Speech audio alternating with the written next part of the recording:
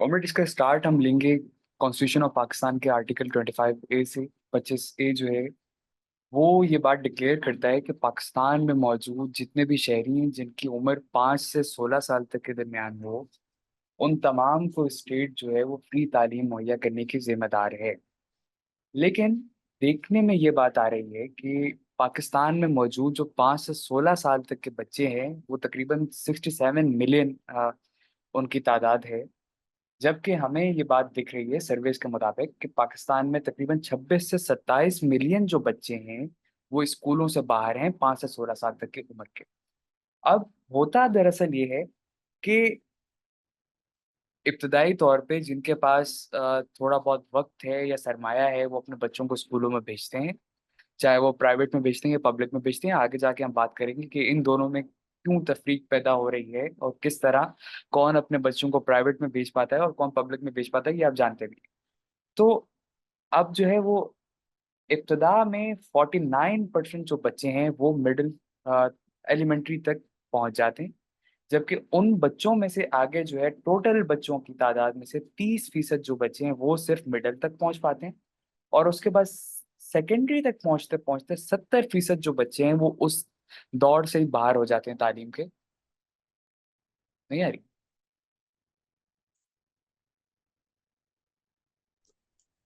आवाज तो बिल्कुल क्लियर आ रही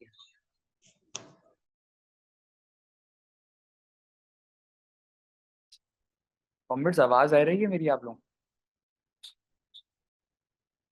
है। जी जी, आ रही है, बिल्कुल साफ आ रही है। जी कॉमरेड, आवाज आपकी क्लियर है। जी जी, सही है, आवाज बिल्कुल क्लियर आ रही है। जी कॉमेंट, तो हम यहाँ पे थे कि सेकेंडरी स्कूल तक पहुंचते पहुंचते अभी हम स्कूल की तालीम पे हैं कि इंटरमीडिएट तक पहुंचते पहुंचते ही 70% जो बच्चे हैं वो इस दौर से बाहर हो जाते हैं। जो हम कह रहे हैं कि 25 से 27 मिलियन जो बच्चे बाहर हैं स्कूलों से, वो तो सिर्फ ओवरऑल बाहर हैं। कॉलेजेस तक आप ये देख लें कि सिर्फ और सिर्फ 30% जो बच्चे हैं 67 मिलियन में से वो पहुंच पा रहे हैं, बाकी तमाम की तादाद बाहर हो गई। और अगर आप अपने ग्राउंड पे एक नजर दौड़ाएं तो आप लोग इस बात को बखूबी बिल्कुल देख सकते हैं कि यूनिवर्सिटी तक कितने आवाम जो है वो पहुंच पाती है। 50 100 में से कोई एक बच्चा होता है जो यूनिवर्सिटी तक पहुंच पाता है आज के माशरे में। तो अब सूरत हाल ये है कि जो स्कूलों तक पहुंच पा रहे हैं, हमें देखना ये है कि वो जो एलिमेंट्री में पहुंच रहे हैं वो मिडिल तक क्यों नहीं जा पा रहे। जो मिडिल में पहुंच पा रहे हैं वो सेकेंडरी तक क्यों नहीं जा पा रहे हैं, और जो सेकेंडरी में आगे पहुंच पा रहे हैं वो आखिर क्या वजूहात हैं कि वो यूनिवर्सिटीज तक आगे कंटिन्यू नहीं कर पा रहे।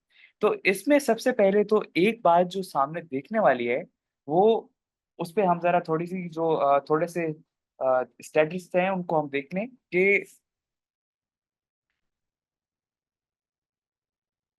58% जो हमारे पास लड़कियां हैं। अच्छा, ये जो हमारे पास 25 से 27 मिलियन जो बच्चे बाहर हैं स्कूलों से, इनको निकालने के बाद जब जो दूसरे बेचारे स्कूल में पहुंच रहे हैं उनकी हालत भी है कि उनमें से 58% जो लड़कियां हैं वो सेंटेंसेस नहीं पढ़ सकती, उर्दू के सेंटेंस नहीं पढ़ सकती, पश्तो नहीं पढ़ सकती और सिंधी भी नहीं पढ़ सकती। उसके बाद जो 59% बच्चियां हैं वो बेसिक सब्ट्रैक्शन भी नहीं कर सकती, प्लस माइनस भी उनको नहीं करना आता।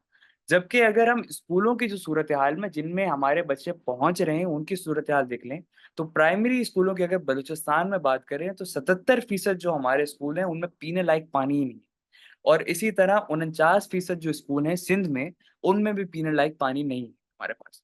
उसके बाद अब दूसरी अगर हम मिडिल स्कूल्स जो हैं उनमें 40% स्कूल बलूचिस्तान में, और इसी तरह 41% जो स्कूल हैं वो सिंध में ऐसे मौजूद हैं जिनके अंदर बाउंड्रीज ही नहीं है, बिल्कुल वजूद ही नहीं रखती हैं। उनके बाद अगर हम और आगे बढ़ें तो 48% हमारे पास ओवरऑल स्कूल ऐसे हैं जिनमें टॉयलेट नहीं है, और 37% ओवरऑल इस तरह के स्कूल हैं जिनमें हमारे पास बाउंड्रीज ही नहीं है। तो ये कुछ बुनियादी जो है वो बातें थी जिनको बताना इब्तिदा में बहुत ज़रूरी था। क्योंकि अब हमने हुकूमत से हमने ये सवाल करने वाले हैं कि जो हमें आपने हम पे एहसान करके अपने पूरे ओवरऑल जीडीपी में से 1.7% आप हमें इनायत कर देते हैं फंड, तो वो फंड आखिर कहाँ जा रहा है और हमारे स्कूल्स की हालत ये क्यों है, और जो हमारे बच्चे जो हैं वो आगे क्यों नहीं बढ़ पा रहे, आखिर क्या वजूहत है। तो इसमें अगर हम बजट की एलोकेशन के ऊपर बात करें, तो ये बात तारीखी तौर पे आप जो है वो बजट का देख लें कि इन्होंने एजुकेशन को किस किस तरह से दिया है। तो जब जब इनको कोई ना कोई प्रोपेगेंडा जो है प्रमोट करने की जरूरत पेश आई है, तब तब इन्होंने बजट को इस कदर बढ़ा दिया एजुकेशन के लिए कि हमारी मतलब हम सोच नहीं सकते कि ऐसा कैसे हो सकता है, पॉसिबल कैसे है कि जब इनको ज़िया दौर में अचानक से इस्लामाइजेशन करनी है, इनको जो नेशनलिज्म है वो कूट कूट के भरनी है कि जो good Muslim is equal to good Pakistani and good Pakistani is equal to good Muslim, तो वो सब कुछ इन्होंने अपना करिकुलम के अंदर डालना है। तो उसके लिए ये जीडीपी को 2.7% एट इट्स पीक ले जाते हैं। 2.7% तक आज तक जो है वो पाकिस्तान का जीडीपी में से जो शेयर है एजुकेशन के लिए वो कभी हो ही नहीं पाया। और इसी तरह जो है वो 2007 2008 के अंदर जब इनकी दूसरी 2009 वाली पॉलिसी आने वाली होती है, तब भी हम देखते हैं कि 2.4 तक चला जाता है इसकी पीक पे।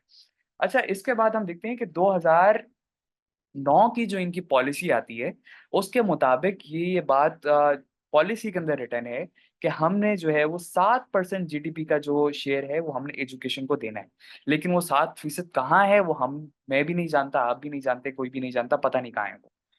तो अब बात ये है कि जो इसके अंदर ये, क्योंकि हमारा ये वाला सेशन रिपीटेड है, ये पहले भी एक दफ़ा हो चुका है और ये अगली आने वाली बातें शायद पहले गुजर चुकी हैं, लेकिन अब करनी है। तो अब जो हमारा बजट में से करंट एलोकेशन है वो 1.7% है, आप लोग जानते हैं, सबके सामने है।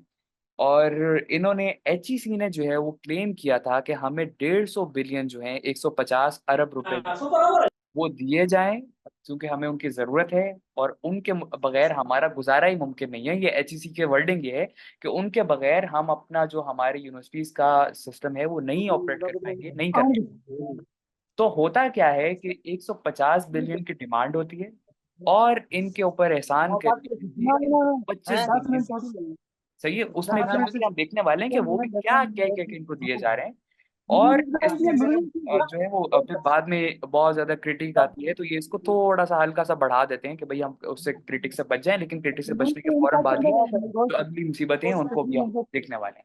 तो इससे जरा ये तो हाथू हो गया भाई वन बजट। सेकंड, हाथू भाई 1 सेकंड, जहूर को बोले अपनी जो ये आप माइक है वो बंद उनका कर लें। माइक ऑन है, वो माइक बंद करें। अच्छा, तो ये तो हो रहा है 2023 और 24 के इसमें, नहीं 24-25 में। अगर हम वापसी जाएं जरा 2022 के अंदर, तो वहां पे क्या हो रहा है कि एचईसी डिमांड कर रही है कि मुझे जरूरत है कि मुझे 104.7 बिलियन दिए जाएं, उनके बगैर मेरा गुजारा मुमकिन नहीं है। लेकिन हुकूमत पाकिस्तान, उस जमाने में पीडीएम की हुकूमत है, वो क्या कर रही है कि एहसान करने के लिए 30 बिलियन दे रही है और उसके ऊपर भी बहुत ज्यादा सेंक्शंस लगा रही है कि आप लोग काम नहीं कर रहे, हम आपको ये दे रहे हैं, इस पे भी आपको शुक्रगुजार होना चाहिए। और उसके बाद जो है आगे चल के आपको पता है कि 2023 के अंदर पीडीएम की एक ही सिटिंग के अंदर जो है वो 22 प्राइवेट यूनिवर्सिटीज की मंजूरी दी जाती है। तो इससे भी हमें दिख रहा है कि ये मामला क्यों बन रहे हैं और इनका रुख किस तरफ मोड़ा जा रहा है। तो अब ये होता है कि 2024 के अंदर नून लीग की हुकूमत है और नून लीग की हुकूमत में जो है वो इनकी मुश्तरका हुकूमत के अंदर, क्योंकि हम लोग इसको देख रहे हैं 2022 के अंदर भी पीडीएम गवर्नमेंट थी, तो अब भी पीडीएम की ही समहाउ हुकूमत है। तो इस हुकूमत में क्या हो रहा है कि सीएम पंजाब साहिबा ने पिछले दिनों में एक कमेटी बिठा दी है, जिस कमेटी का नाम है committee for restructuring and reorganization of the departments of government of Punjab. अब जी इनका काम क्या है, इनके बहुत से कामों में से दो जो अहम तरीन काम है वो काम ये है कि इन्होंने रिड्यूस अनडिजायरेबल एक्सपेंडिचर्स, सही है, और दूसरा काम इनका है कि इन्होंने डाउन साइजिंग करनी है और इस तरह। तो अब ये डाउन साइजिंग से मतलब और इससे रिड्यूस अनडिजायरेबल एक्सपेंडिचर से जो चीज़ मुराद दी जा रही है, उसको मरियम नवाज साहिबा ने, सीएम पंजाब साहिबा ने अपने बाकायदा बयान के अंदर टीवी पे लाइव में उसमें कहा कि हमसे पेंशन्स बर्दाश्त नहीं हो रही। सही है, ये अनडिजायरेबल एक्सपेंडिचर है, हमसे गवर्नमेंट इंस्टीट्यूशंस पे, एजुकेशनल इंस्टीट्यूशंस पे हमसे खर्चा नहीं हो सकता, इसलिए हम इनको डाउन साइज करेंगे, हम इन्हें आउटसोर्स करेंगे, हम इन्हें कहेंगे कि आप खुद को खुद ही फंड करें, आप इस सूरत में है कि आप खुद को खुद फंड कर सकते हैं। तो अब इससे हम जो इन्होंने और इस तमाम से मैं समझ रहा हूँ कि आप लोग एक लाइन लाजमी पकड़ रहे होंगे।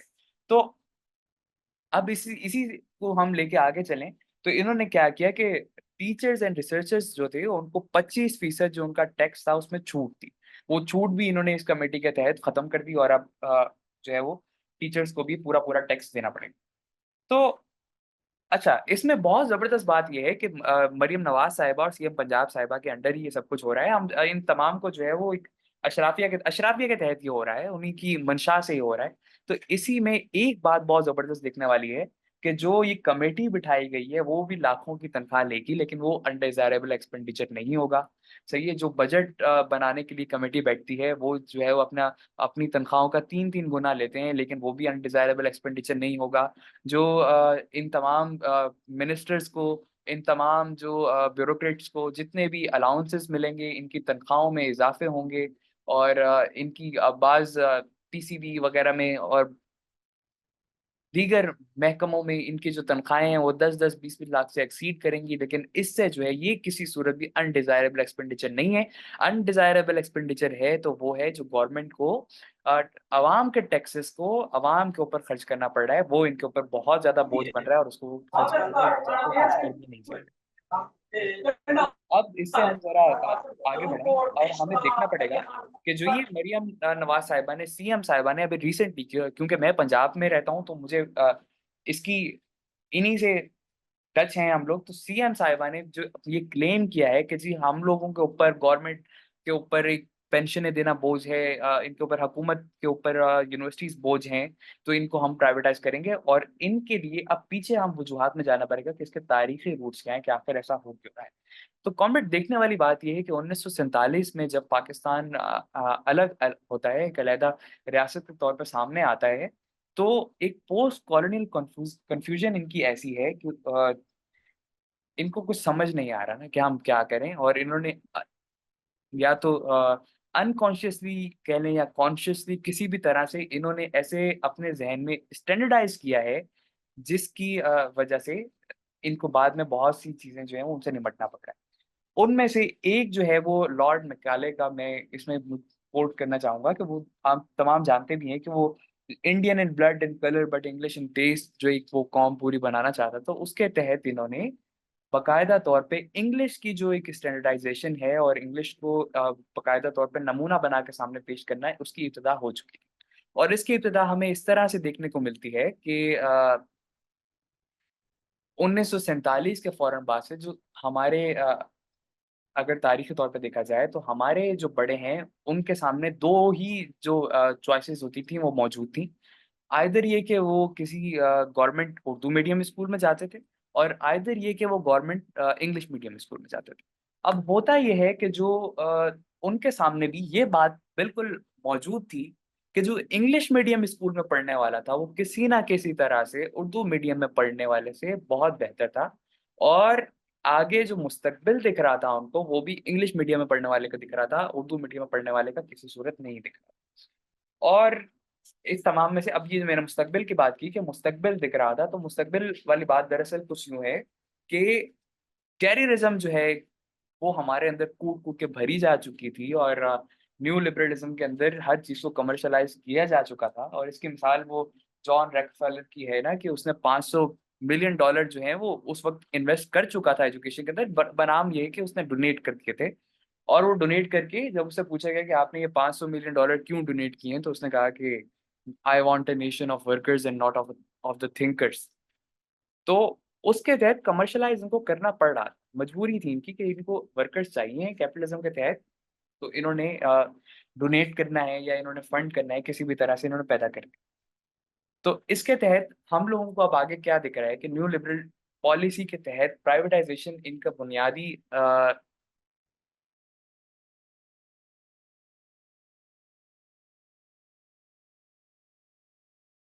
नुक्ता बन चुका था।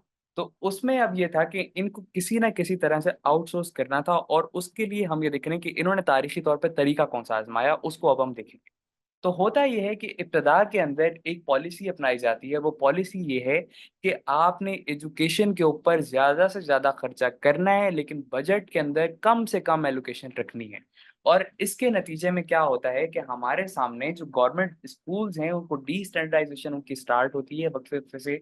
गली मोहल्लों में हमारे पास जो है वो प्राइवेट स्कूल्स उभरना शुरू होते हैं, इंग्लिश मीडियम स्कूल्स हमारे सामने उभरना शुरू होते हैं। इंग्लिश मीडियम स्कूल्स जैसे ही हमारे सामने आते हैं तो ऑटोमेटिकली जो गवर्नमेंट उर्दू मीडियम स्कूल हैं उनको पीछे छोड़ते जाते हैं और वो सामने एक बतौर नमूना पेश करना स्टार्ट कर देते हैं।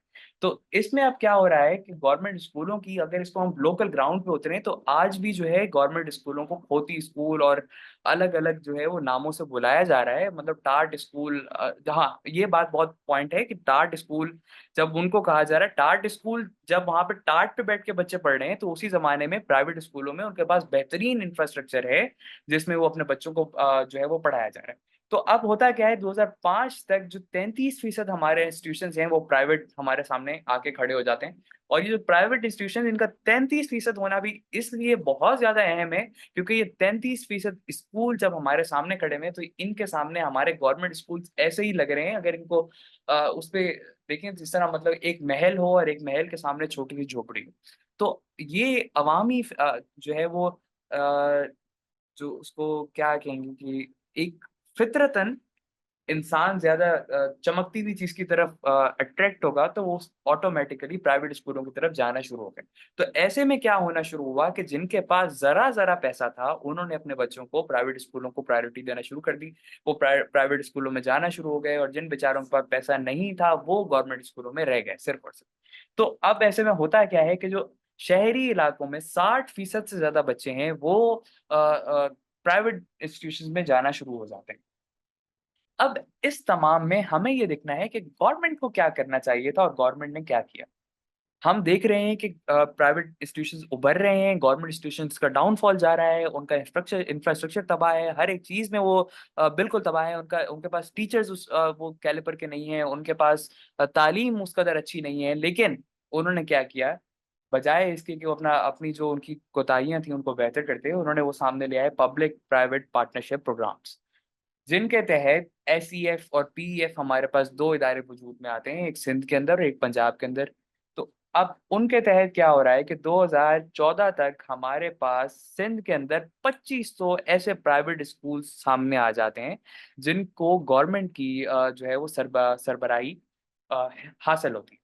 और इसी में क्या हो रहा है कि हमें पंजाब के अंदर 4000 स्कूल हमें 2014 तक देखने को मिल रहे हैं जिनको गवर्नमेंट की सरबराही हासिल है। और ये जो 4000 स्कूल पंजाब के अंदर हैं, ये 1.4 मिलियन बच्चों को जो है वो तालीम मुहैया कर रहे हैं। और इस तमाम में ना मुझे एक बहुत चीज़ लग रही है कि ज़रूरी लग रही है कि उसको यहाँ पे कोट कर दिया जाए, वो है 2017 की जो गवर्नमेंट की पॉलिसी आई थी, एजुकेशन पॉलिसी। उसके तहत इन्होंने लिखा कि, अच्छा इसके अंदर एक बात बताना मैं पीछे रह गई मेरी, कि आज तक जितनी भी गवर्नमेंट की पॉलिसीज आई हैं ज़िया दौर से ही लेके, उसके अंदर भुट्टो को बहुत ज़्यादा जो है ना वो क्रिटिक उसके ऊपर मौजूद है। और तो इनके 4 जो हैं वो अहम आती हैं, 4 में से जो 1900 80s और 90s में, फिर 98 में, उसके बाद 2005, 9 और उससे ऑनवर्ड जितनी भी हैं, उन तमाम में से कोई एक भी ऐसी नहीं है जिसमें भुट्टो की नेशनलाइजेशन के ऊपर क्रिटिक मौजूद ना हो। तो इसी तरह जिनमें से मुझे सबसे मज़ेदार लगी वो 2017 की है। मज़ेदार मैं उस सेंस में कह रहा हूँ कि इसमें इन्होंने बड़े ज़बरदस्त तरीके से जो है ना अपनी भड़ास निकाली थी। तो इन्होंने कहा जी 1972 की नेशनलाइजेशन से पहले private sector was growing and flourishing rapidly, बहुत ही खूबसूरत अंदाज में आगे बढ़ रहा था, लेकिन भुट्टो ने आके सब कुछ तबाह और बर्बाद कर दिया। अब हुआ ये कि ये इस 2017 की पॉलिसी के मुताबिक, एजुकेशन पॉलिसी है, गवर्नमेंट ने इसको जारी किया है। तो वो कह रहे हैं कि these institutions were not only generating their own funds, ये जो प्राइवेट इदारे थे ये खुद ही अपनी जो है वो फीसिस के जरिए अपना आप को खुद ही चला भी रहे थे, बल्कि ये जो इदारे हैं ये डोनेशंस भी मिल रही थी इनको, और ये हर तरह से गवर्नमेंट से आज़ाद थे, सही है। बल्कि गवर्नमेंट के लिए तो ये बहुत सी खिदमात अपनी मुहैया कर रहे थे, और उनमें से बहुत से जो प्राइवेट तालीमी इदारे हैं उनकी हाई रेपुटेशन थी और हाई उनका एकेडमिक स्टैंडर्ड था और क्वालिटी ऑफ एजुकेशन वो मुहैया कर रहे थे। अब इसकी इब्तिदा में जो इनका सेक्शन 1 था उसका, प्राइवेट चैप्टर 14 का, उसमें उन्होंने लिखा हुआ है, बाकायदा मेंशन है कि ये जो गवर्नमेंट अकेली जो है वो नामुमकिन है, वो अपनी पूरी तरह से 200 मिलियन जो अवाम है उनको तालीम मुहैया नहीं कर सकती। उसके लिए ज़रूरी है कि प्राइवेट इदारे सामने आएँ और वो तालीम मुहैया करें। तो अब इसमें ये है कि ये सारी बातें ये कर रहे हैं, तो इस तमाम से एक जो दो बहसें बहुत जबरदस्त जिनको हमने पिछली दफा डिस्कस किया था कि कॉन्शियसली गवर्नमेंट ये कर रही होती है या अनकॉन्शियसली कर रही होती है। एक ये नुक्ता मौजूद है कि गवर्नमेंट ये जो है खुद सब चाह के नहीं कर रही होती, बल्कि गवर्नमेंट जो है ये ना चाहते हुए खुद ब खुद ये हो रहा होता है और इसमें उनका कोई कसूर नहीं।